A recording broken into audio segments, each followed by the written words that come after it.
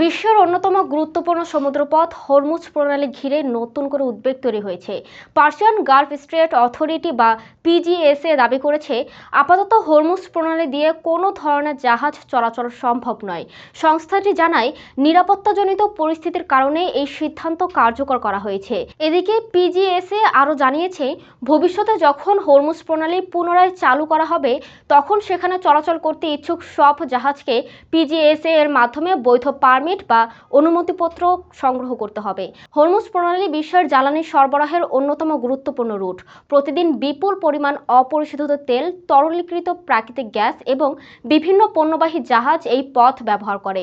ফলে এই রুটে দীর্ঘস্থায়ী কোনো বিঘ্ন দেখা দিলে তা বৈশ্বিক জ্বালানি বাজার, শিপিং খাত এবং আন্তর্জাতিক বাণিজ্যে বড় ধরনের প্রভাব ফেলতে পারে। তবে পিজিএস এর এই ঘোষণার বিষয়ে এখনও সংশ্লিষ্ট উপসাগরীয় দেশগুলো বা আন্তর্জাতিক সামুদ্রিক কর্তৃপক্ষের আনুষ্ঠানিক নিশ্চিতকরণ পাওয়া যায়নি।